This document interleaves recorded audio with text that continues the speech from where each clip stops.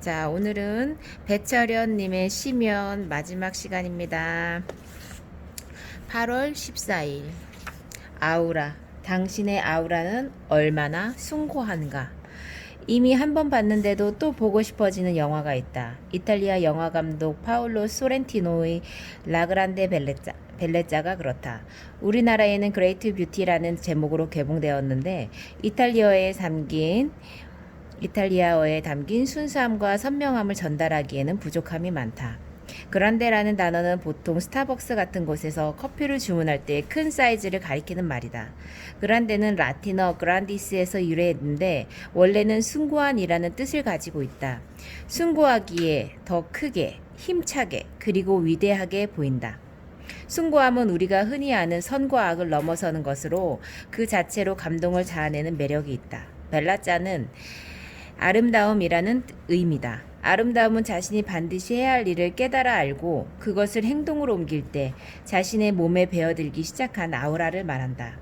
라그란데 벨레잔을 굳이 우리말로 옮긴다면 숭고한 아우라라고 할 수 있지 않을까? 영화의 주인공 잽은 부유한 남자다. 26살에 쓴 소설 인간 장치가 베스트셀러가 되면서 그는 돈과 명예를 거머쥔다. 콜로세움이 정면으로 보이는 발코니와 널찍한 난간이 있는 대저택에서 향락적인 파티를 열며 로마의 부르주아로 인생을 즐긴다. 그런데 놀다 보니 또 다른 욕심이 생겨난다. 잽은 더 이상 돈과 명예를 욕망하지 않는다. 그가 진정으로 욕망하는 것은 다름 아닌 아우라다. 아우라는 남들과는 다른 자신만의 고유한 진정성의 표현이다.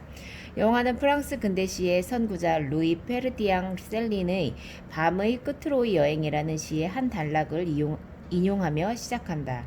이 시는 영화가 펼쳐지는 영원한 도시 로마에 어울리는 충분한 아우라를 갖고 있다. 여행은 유용합니다. 상상력을 훈련시킵니다. 나머지는 실망과 피곤함이죠. 우리의 여행은 온통 상상입니다. 그것이 여행의 힘입니다. 여행이란 태어나서 죽음으로 가는 것이죠. 사람, 동물, 도시, 물건들 이 모든 것은 상상의 산물입니다. 여행은 소설입니다. 가짜 이야기죠. 리트레가 그렇게 말했습니다. 그는 틀린 적이 없습니다. 누구나 그만큼 할 수 있죠. 눈을 감기만 하면 됩니다. 여행은 삶의 다른 편에 있습니다. 주인공 잽은 로마에 거주하지만 여행자처럼 산다. 인간의 삶도 그렇다. 이 영화는 지구라는 별의 여행자인 우리에게 해야 할 일이 무엇인지 묻는다.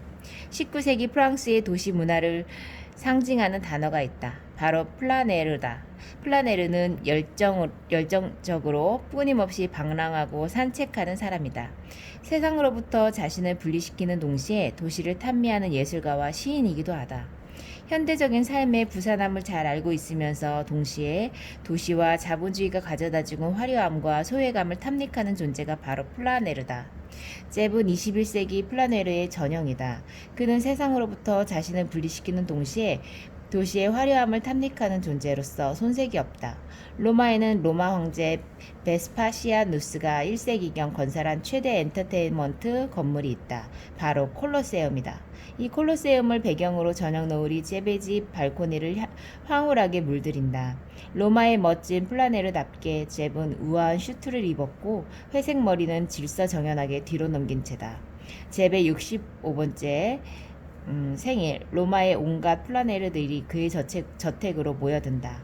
정장을 차려입은 신사들과 우아한 기품의 부인들, 섹시한 드레스의 여인들과 개성으로 넘치는 남자들, 젊은 사람과 늙은 사람, 뚱뚱한 사람과 마른 사람, 키가 큰 사람과 난쟁이, 이들의 공통점은 거만하다는 것이다. 이들은 마티니를 마시고 마약을 흡입하며 테크노 음악에 맞춰 미친 듯이 몸을 흔든다. 로마 플라네르들의 공허함이 잽의 파티 속에서 화려하게 꽃을 피운다. 아우라는 남들과는 다른 자신만의 고유한 진정성의 표현이다. 지난 40해 동안 잽은 로마 부르주아들을 만나 싱거운 이야기라며 소일했다. 천부적인 미적 감각과 감성으로 사람들의 말에 몰입하고 조언도 바뀌지 않았다. 하지만 누구와도 사랑에 빠지지는 못했다. 22살에 바닷가에서 만난 아름다운 여인 엘리자 때문이다. 그는 엘리자에게서 라그란데 벨라자 즉 숭고한 아우라를 경험했다. 로버트 번스의 시가 전통적인 스코틀랜드 운율에 맞춰 흘러나온다. 내 마음은 스코틀랜드 산악지대에 있습니다. 내 마음은 여기에 있지 않습니다. 내 마음은 스코틀랜드 산악지대에 있습니다. 저는 사슴을 쫓아가는 사람이었습니다. 야생 사슴을 쫓아가는 사람이었습니다. 노루를 쫓아가는 사람이었습니다. 어디를 가든 내 마음은 스코틀랜드 산악지대에 있습니다. 번스의 시는 제베 마음을 비춰주는 거울이다. 제백의 엘리자는 이제는 결코 만날 수 없는 스코틀랜드에 노르며 야생 사슴이다. 수십 년이 지난 지금 잽은 침대에 누워 하얀 천장을 바라보며 엘리자와 사랑을 나누던 넘실거리는 바다를 상상할 뿐이다. 영화에는 잽과 정반대의 삶을 사는 여성이 등장한다. 바로 104세가 된 성녀 마리아다. 성녀 마리아는 매일 40g의 식물 뿌리만 섭취하며 금욕생활을 실천하는 인물이다. 그녀는 젊은 시절 잽이 쓴 소설 인간장치에 매료된 적이 있다.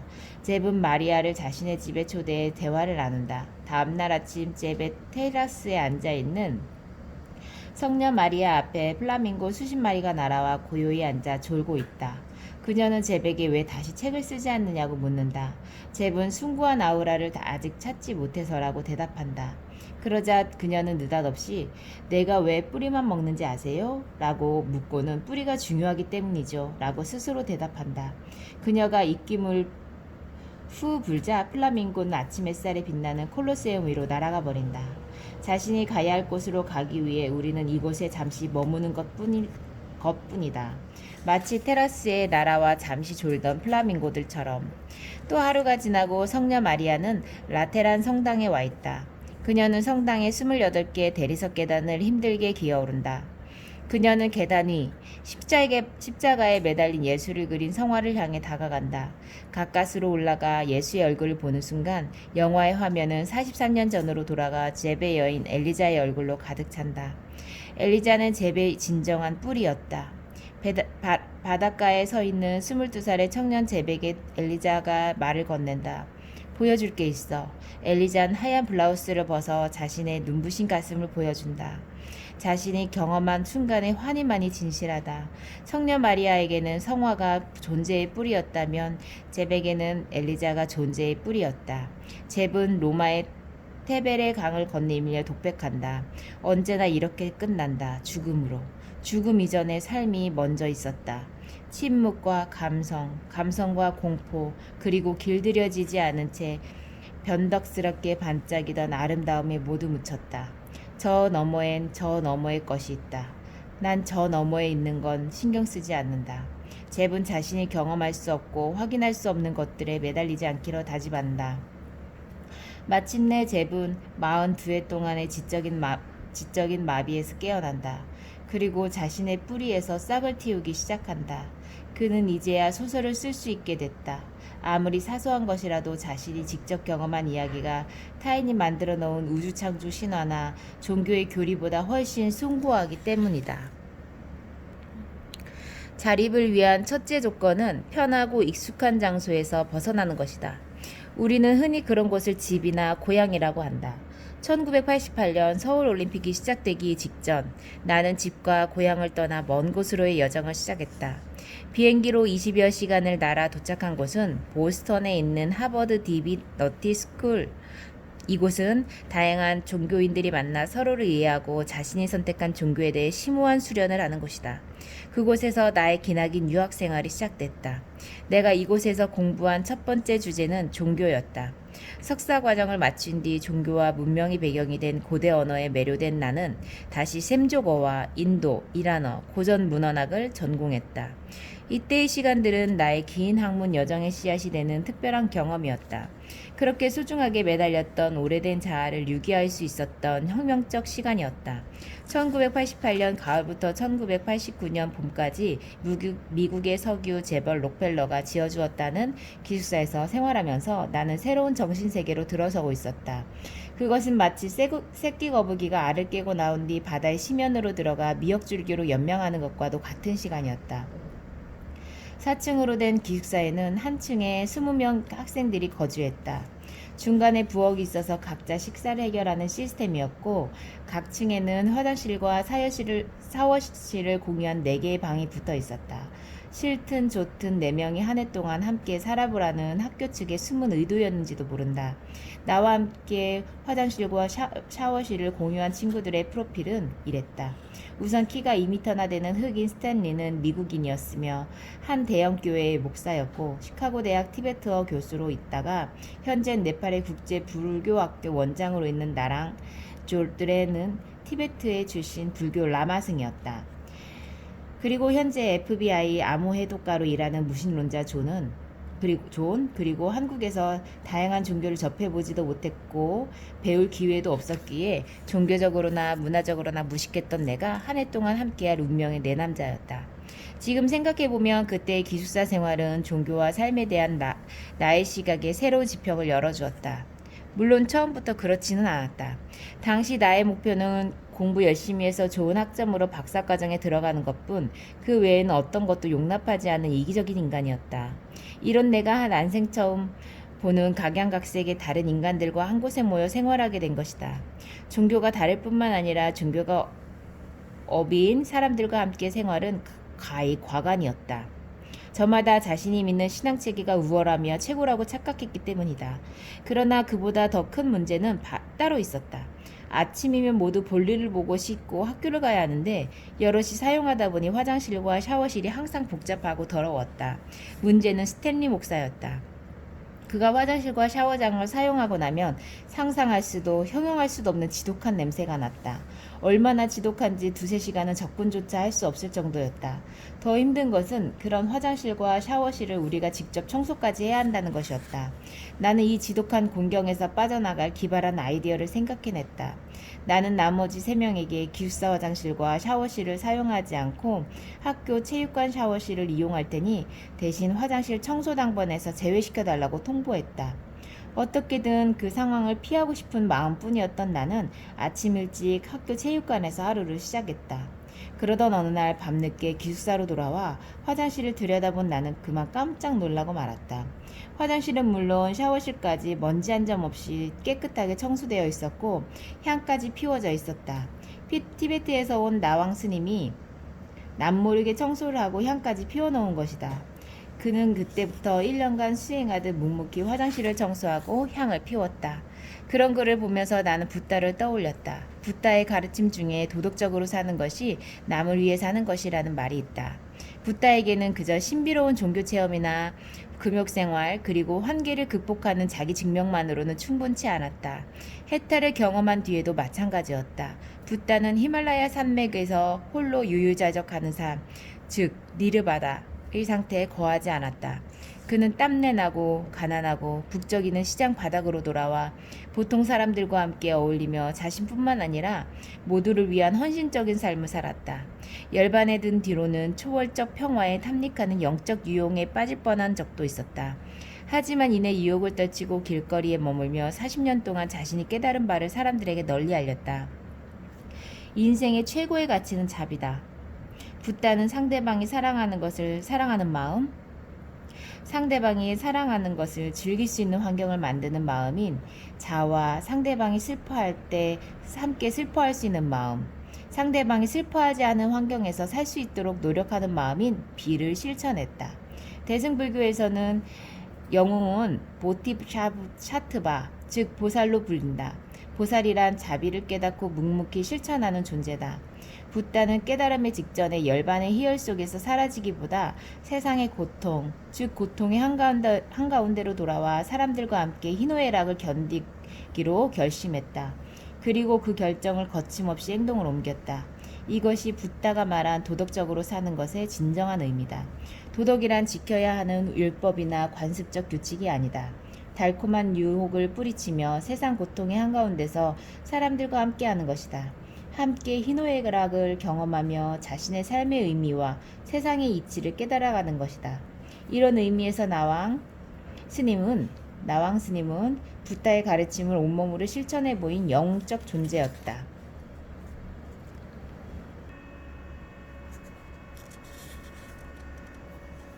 도덕이란 지켜야 하는 율법이나 관습적 규칙이 아니다. 달콤한 유혹을 뿌리치며 세상의 고통의 한가운데서 사람들과 함께하는 것이다. 함께 희노애락을 경험하며 자기 삶의 의미와 세상 이치를 깨달아가는 것이다. 마침내 한 해가 지나 기숙사에서 퇴교할 쯤이었다. 무신론자 존이 우리를 불러앉혔다. 그는 스탠리 목사나 내가 믿는 종교를 가짜라고 당당하게 말했다. 자신은 무신론자이지만 종교를 갖게 된다면 티베트 불교를 택하겠다고 했다. 나왕 스님의 조용하고 향기로운 행위의 결과였다.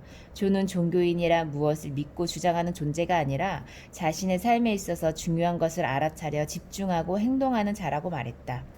종교는 흔히 신념 체계로 잘못 알려져 있다. 많은 사람들이 믿음의 대상인 절대적 존재가 중요하다고 알고 있다. 하지만 종교에서는 진정 무엇을 믿는지가 중요하지 않다. 믿음이란 자신의 삶에서 소중한 것을 찾아가는 과정이며 그 과정에서 습득한 행동을 자연스럽게 드러내는 것이다. 성급하고 편협한 종교 간의 비교는 종교 간의 우열을 매기고 자기 종교의 기준에서 다른 종교를 판단하는 오류를 범하기 십상이다. 다름을 참아주는 행위는 이제 상대방에게 대한 배려와 존경이라는 의미로 바뀌어야 한다. 한 종교만 옳다는 독단적인 주장은 지난 2000년 이상 몇 년이 흘러와 인류 역사를 형성시킨 종교 전체에 대한 모독이다. 종교마다 나름의 독특한 상징체계와 행동 양식이 존재한다. 이것들을 깊이 연구해보면 각각의 종교에서 지향하는 길은 하나라는 사실을 깨닫게 된다. 착함에 해당하는 히브리어는 토보다. 이 단어는 선하다라는 뜻과 향기라는 의미를 동시에 지닌다. 착한 사람은 일반적으로 수동적인 의미가 강조되어 자신의 생각을 감추고 남의 의견에 동의하는 자라고 알려져 있다. 그러나 그런 사람은 착한 사람이 아니라 멍청한 사람이다. 토부를 지닌 사람은 자신이 의도하지 않아도 그의 생각과 행동에서 좋은 향기가 풍긴다. 착함이란 자신의 삶을 깊이 들여다보고 자신에게 소중한 것을 찾아 인내로써 지켜내는 행위다. 그리고 나는 향기로운 존재인가를 스스로에게 질문하고 연습하는 삶이다. 어느 날 나는 티베트 스님 나왕에게 왜 매일 혼자서 청소를 하는지 물었다. 그러자 그가 대답했다. 그냥 좋아서. 믿음이란 자신의 삶에서 가장 소중한 것을 찾아내는 과정이며 그 과정에서 습득한 행동을 자연스럽게 드러내는 것이다.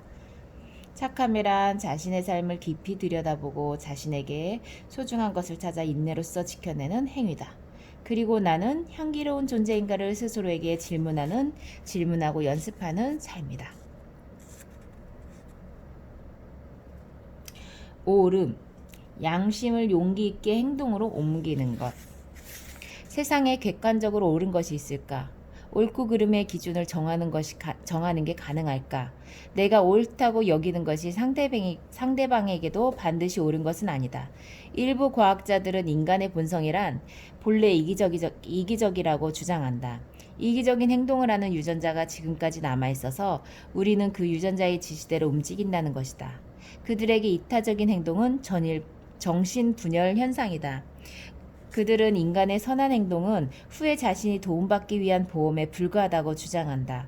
인간은 결국 약간식과 적자 생존이라는 굴레 안에서 허덕이는 존재라는 것이다. 과연 그럴까? 이 세상에서 선함 그 자체는 존재하지 않을까? 만약 옳은 것이 존재한다면 그것은 과연 무엇일까? 고대 인도의 위대한 서사시 마하바라타에는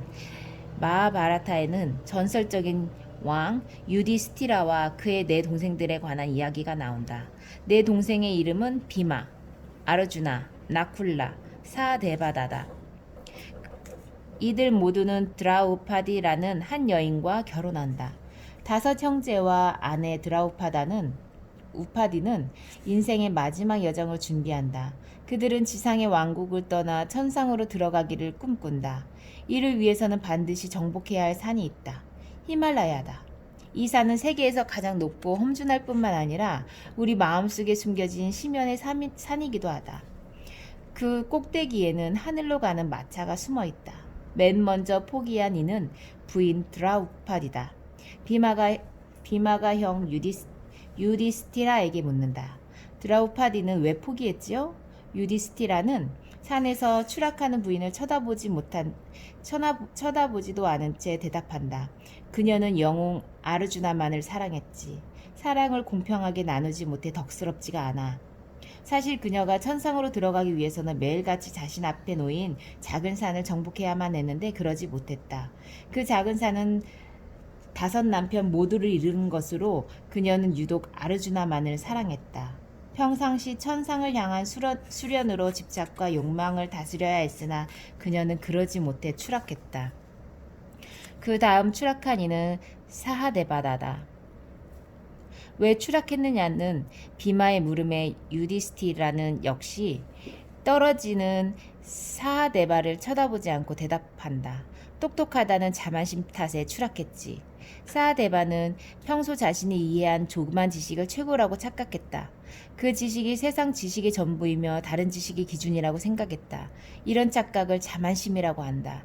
고대 그리스 철학자인 소크라테스가 이 세상에서 가장 현명한 이유는 자신이 아는 게 아무것도 없다는 사실을 깨닫고 항상 새로운 것을 배우려 노력했기 때문이다. 그 다음에 추락한 이는 니쿨라다. 비마가 또다시 그가 떨어진 이유를 묻자 유디스티라는 이번에도 냉정하게 대답한다. 그는 자신의 생김새에만 도취되어 살았어. 그 때문에 추락했지. 니쿨라는 자신이 가장 잘생겼다는 편견을 갖고 있었다. 또 자신의 외모만을 기준으로 세상의 아름다움을 판단했다. 편견의 눈으로 아름다움을 판단하고 주장하는 오류를 범했다. 꽃이 아름다운 이유는 스스로 아름답다고 주장하지 않기 때문이다. 다른 꽃이 아름다운지 추한지에 무심하기 때문이다. 평생 편견에 빠져 산 나쿨라는 이런 진리를 알지 못했다. 다음엔 아르주나가 추락했다. 슬픔에 잠겨있는 비마에게 유디스티라는 이번에도 역시 꿈쩍 않고 말한다. 아르주나는 자신을 세상에서 가장 위대한 영웅으로 생각했어. 그래서 추락했지. 자신을 영웅이라고 생각하는 순간 그는 더 이상 영웅이 아니다. 영웅이란 완벽한 영웅이 되고자 매 순간 수련하는 사람이기 때문이다. 이런 사실을 몰랐기에 아르주나는 추락하고 말았다. 이제 유티스티라와 비마만 남았다. 요리사인 비마는 힘이 장사만큼이나 좋았다. 유디스티라는 너는 굶어 죽은 사람들을 생각하지도 않고 맛나고 값진 음식을 너무 탐했구나 라고 말한다. 비마는 혀끝의 자극에 탐닉한 자였다. 이슬람 사람들은 라마단 기간에는 해가 떠 있는 동안 음식을 먹지 않는다. 거의 한 달 동안 금식을 수련하는 이유는 음식이 인간의 욕망의 근원이기 때문이다. 그리고 금식을 하는 더 큰 의미는 공동체 안에 배고픈 자를 기억하기 위해서다. 이들과 같은 처지에 자신을 던짐으로써 연민을 연마하라는 주문이다. 비마는 결국 더 이상 걷지 못하고 추락한다. 탐욕과 식탐으로 무거워진 몸과 마음을 추스리지 못하는 결과였다. 마지막으로 유디스티라만 남았다. 유디스티라는 홀로 나무 아래에서 추위와 굶주림에 떨었다. 그때 갑자기 개 한 마리가 나타나 줄곧 그의 곁을 지키며 떠나지 않았다. 이 개는 인도에서 발견된 고유종인 파리아다. 그는 개와 함께 히말라야 정상에 올라 하늘로 가는 인드라의 전차를 찾아 헤맸다. 눈보라치는 가파른 바위에 갈라진 틈, 가시덤불로 앞이 가로막힌 장소, 만물을 한순간에 집어삼키는 시커먼 늪지대를 샅샅이 뒤졌다. 그러는 사이 유디스티라와 개는 형제가 됐다. 유디스티라가 먹을 것을 찾으면 먼저 개에게 먹였고 개가 먹을 것을 찾으면 유디스티라에게 양보했다. 아무것도 찾지 못할 땐 함께 굶었다. 이들의 굶주림과 외로움은 서로를 향한 애틋한 사랑으로 승화했다. 어느 날 개가 무언가를 발견한 듯 유디스티라를 쳐다보며 고개를 끄덕였다. 인드라의 전차가 숨겨진 비밀의 장소를 발견한 것이다. 둘은 누가 먼저라 할 것도 없이 그곳으로 달려갔다. 멋진 위용을 드러내는 인드라의 전차 가까이 다가가려는 순간 전차 안에서 우렁찬 목소리가 흘러나왔다. 인드라 신의 목소리였다. 인드라 신은 숭고하고 용맹스러우며 지혜로운 유디스트라와 그의 신복인 못생긴 개를 물끄러미 바라보고는 유디스트라가 지금까지 보여준 인내와 지혜 그리고 개를 향한 배려에 대해 찬양의 말을 쏟아낸다. 유디스트라여, 마침내 도착했구나. 얼마나 기다렸는지 모른다. 어서 내 전차를 타고 하늘로 올라가자. 유디스티라는 개와 함께 인드라의 전차에 승선하려 했다. 그러자 인드라가 손을 들어 그들을 막았다. 뭐 하는 짓이냐? 개를 데리고는 절대 하늘로 갈 수 없다. 모든 존재가 하늘로 갈 수 있는 게 아니다. 내게는 늙고 야위었으며 쓸모가 없다. 이런 개를 어찌하여 데리고 가겠느냐는 것이다. 데리고 가겠냐는 것이냐. 내 하늘엔 신도 사람도 감히 갈 수 없는 곳이다. 하물며 저 개가 쉴 자리는 하늘에 없다. 인드라의 말에 개는 가만히 멈춰서서 유디스트라의 발 위에 머리를 조아렸다. 한참 동안 개를 바라보던 유디스트라의 눈에 눈물이 고였다. 마침내 그는 인드라 신에게 이렇게 이야기한다. 죄송하지만 제 개가 함께 갈 수 없다면 뒤돌아 다시 산을 내려가겠습니다. 이 개는 저의 가장 충직한 동반자였습니다. 언제나 저를 도와주었고 무조건적으로 사랑하고 따랐습니다. 천상에서의 기쁨은 개를 잃은 슬픔에 비하면 아무것도 아닙니다. 이 개는 제 아내나 동생들보다도 낫습니다. 제 개가 하늘에 들어갈 자격이 없다면 제 개도 그럴 자격이 없습니다. 유디스티라는 지금까지 힘들게 올라온 가파른 산길을 내려다보았다. 그러고는 결심한 듯 개와 함께 내려가기 시작했다. 바로 그때 인드라 신이 소리쳤다. 멈춰라, 유디스트라여. 나는 너처럼 고귀한 인격을 지닌 이를 본 적이 없다. 그 개는 사실 네 인격의 근원인 다르마다. 이것이 내가 너에게 행한 마지막 시험이었다. 이제 너는 하늘로 올라갈 자격이 있다. 그 순간 개는 디르마 신으로 변신한다. 디르마 신은 모든 시험을 통과한 유디스트라를 축복해준다. 어떤 상황에서도 욕심을 버리고 의로움에 헌신하는 다르마. 늙고 못생긴 개가 바로 다르마, 즉 유디스트라의 근원이었다. 이렇게 해서 유디스티라는 인드라의 전차에 올라 하늘로 승천한다. 인도 철학에는 우주를 지탱하는 원칙이 있다. 바로 르타다. 르타는 우주와 그 안에 존재하는 삼라만상의 근원이다. 이 르타가 인간이 사는 공동체에 적용되면 다르마이고, 그리고 그것이 개인에게 적용되면 카르마다. 다르마와 카르마는 각각 중국어로 들어가면서 법과 업으로 번역됐다. 한 사회가 순리대로 작동하기 위해서는 꼭 필요한 게 있다. 그 사회의 약자를 인식하고 그들을 헤아리는 마음인 연민이다.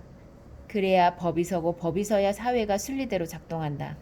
개가 상징되는 다르마는 인간의 오름이다. 위에 이야기에서 오름이란 유디스티라가 산 정상에 오르기까지 보여준 용기와 지혜, 정의가 아니다. 늙고 못생긴 개를 자신의 형제로 삼고 끝까지 지켜내는 힘이다. 다시 말해 자신의 양심이 자신에게 해가 되더라도 그것을 용기 있게 행동으로 옮기는 내적인 훈련이자 원칙이다. 이 양심은 사람들이 생각하기에 터무니없고 자신에게 손해를 입힐 수도 있다. 하지만 자신 속에 숨어있는 옳은 양심을 행하는 것, 이것이야말로 하늘나라로 가는 전차에 오를 수 있는 차표다. 나아가 지상은 하늘나라로 만드는 고귀하고 위대한 힘이다.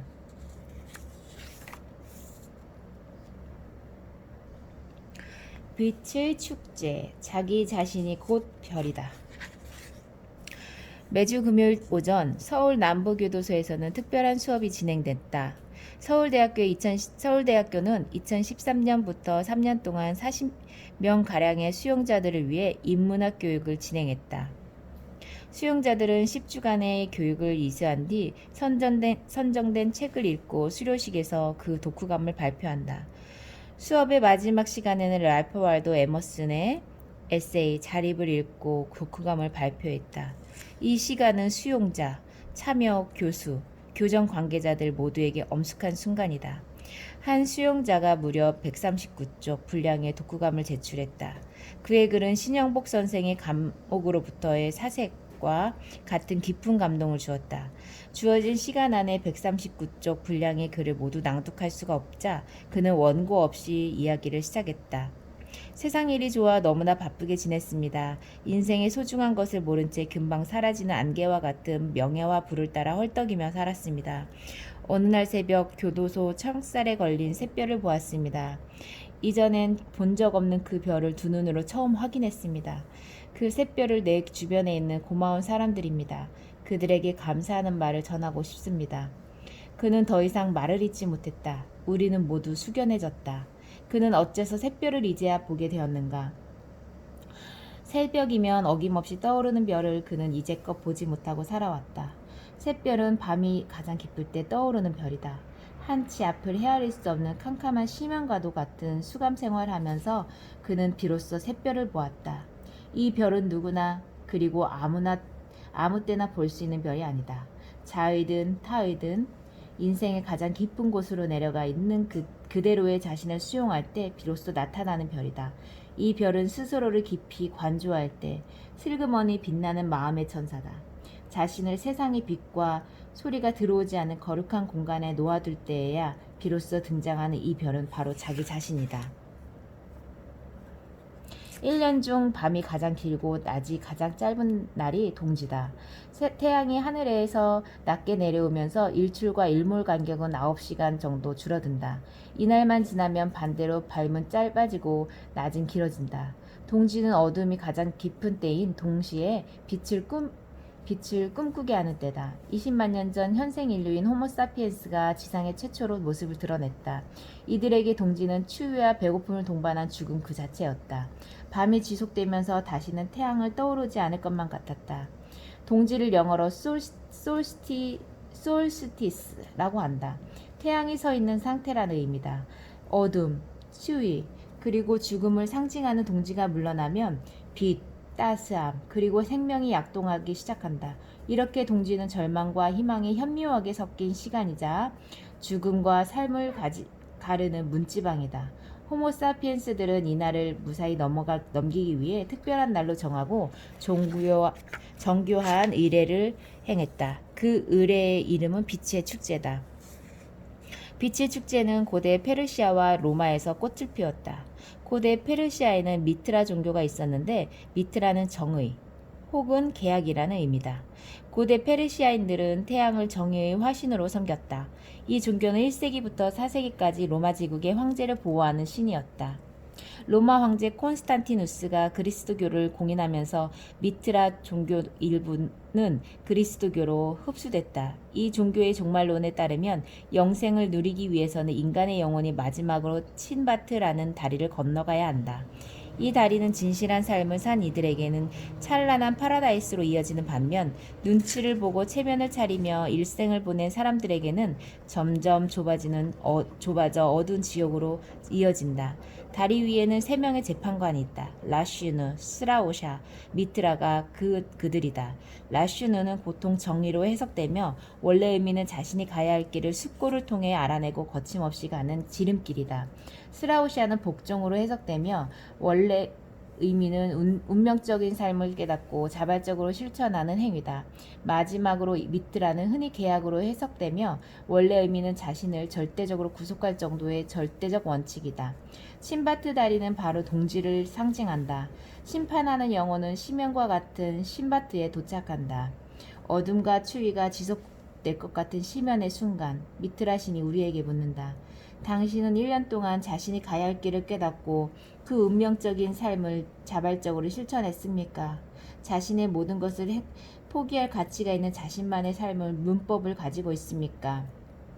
고대 페르시아 종교에서는 빛의 신인 아우라 마즈다 섬을 섬기는 사제가 있었다. 마귀라고 불리는 이들은 천체를 통해 자신들을 관찰했고 미래를 예측했다. 이들에게도 가장 중요한 날이 있었는데 바로 12월 22일 동짓날이다. 신약 성서 중 마태복음에는 마귀들이 등장하는데 우리말로는 흔히 동방박사로 번역된다. 마태복음의 저자는 유태이디안이며 페르시아의 사제인 마귀가 예수의 탄생을 감지한 유일한 사람이라고 말한다. 마귀, 즉 동방박사들은 하늘의 별을 관찰해 메시아의 탄생과 그 장소를 알아냈다. 당시 유대인들은 메시아의 탄생을 기다리고 있었다. 그들은 메시아가 자신의 관습대로 예루살렘의 명문 집안에서 태어날 것을 믿었다. 전설에 따르면 예수는 예상과 달리 누추하고 허름한 곳에서 태어났다. 그곳은 베들레헴이라는 조그마한 동네의 마구간이었다. 그렇다. 메시아는 누구나 쉽게 예상하는 장소, 편안하고 안락한 장소에서 태어나지 않는다. 누추하고 낮고 허름한, 그리고 삶의 심연에 시면과 가장 가까운 곳에서 태어난다. 동방박사가 예수의 탄생을 알아낸 것처럼 139쪽이나 되는 독후감을 제출했던 그 수용자는 하늘에서 항상 발견되기를 기다리고 있던 샛별을 비로소 발견했다. 그가 발견한 샛별은 가장 깊은 밤의 모습을 드러낸다. 그 별은 자신이 거주하는 장소 안에서 깊이 몰입할 때 슬그머니 모습을 드러내는 마음의 빛이다. 이 수용자나 동방박사처럼 동짓날 샛별을 본 해안이 우리에게도 있을까? 스스로를 자신이 미련한 거룩한 경계 안에 가둘 수 있을까? 주위 사람들의 눈치를 보며 하늘 한번 쳐다보지 못하고 살아가고 있는 것은 아닐까? 이제껏 그래왔던 나와 용기 있게 이별할 때 하늘은 내게 지금까지 본 적 없는 숭고하고 찬란한 별을 선물할 것이다. 이제는 나를 돌아볼 시간. 위대한 개인은 위대한 국가를 만드는 초석이다. 위대한 개인이란 웅장한 건물을 지탱하는 한 장의 벽돌과도 같다. 그 개인은 배움을 통해 매일매일 위대하게 살겠다고 다짐한다. 배움이란 자신이 안주하고 있는 시공간에서 탈출해 자신에게 유일하고 진실한 자아를 발견하고 그것을 완성하기 위해 기꺼이 행동으로 옮기는 과정이기 때문이다. 이 진실한 자아를 발견하는 장소가 바로 심연이다. 심연은 원래 끝을 알 수 없는 깊은 연못이지만 동시에 우리가 위대한 나를 만나기 위해 들어가야 할 심오한 마음의 연못이기도 하다. 이 심연 속에서 우리는 이익에 매몰된 오래되고 보잘것없는 자기 자신을 객관적으로 보게 된다. 대부분의 사람들은 화살처럼 빠르게 지나가 버린 세월 속에서 자신의 위치를 망각하고 남들이 세워놓은 기준에 따라 살아가기 쉽다. 또한 자신의 유일한 임무보다는 가족이나 친구 혹은 사회가 요구하는 그 어떤 허상을 위해 맹목적으로 행동하곤 한다. 우리가 자신에게 유일한 임무와 길을 깨닫지 못하는 가장 큰 이유는 인내를 가지고 자신을 응시한 적이 없기 때문이다. 심연은 바로 그런 자신을 있는 그대로 응시하는 거룩한 공간이다. 이 책에 담긴 글들은 심연으로 들어가기 위해 고민한 나의 흔적이다. 과거의 나와 결별하기 위해 매일 아침 처음으로 인생을 맞이하는 사람처럼 생각하고 적은 글이다. 이 글을 쓰면서 내 마음속에 남들에게 인정받고 싶어하는 외적인 나가 있다는 사실을 알게 되었다. 그리고 그 외적인 나는 철저하게 남들의 기준에 의해 만들어진 구태의연하고 불필요한 나라는 사실도 깨달았다. 위대한 개인은 매 순간 자신을 독수리의 눈으로 관찰하고 자신이 미래에 이루어야 할 임무를 위해 지금 이 순간 자신의 혼과 영을 다해 최선의 경주를 하는 사람이다. 심연이 가져다주는 자신의 고유한 임무가 그 사람의 호흡이며 몸가짐이다. 그 임무에 지속적으로 몰입되었을 때 그 사람만의 숭고한 인격이 자연스럽게 드러난다. 오늘 아침도 나는 나 자신을 가만히 들여다보는 마술의 공간이자 거룩한 공간인 심연 속에서 하루를 시작한다. 그리고 다짐한다. 난 오늘 최고의 인생의 초보자가 되겠다고. 그리고 오늘의 인생의 마지막 날처럼 살겠다고. 2016년 7월 배철현. 자, 오늘 마지막 수업이었습니다.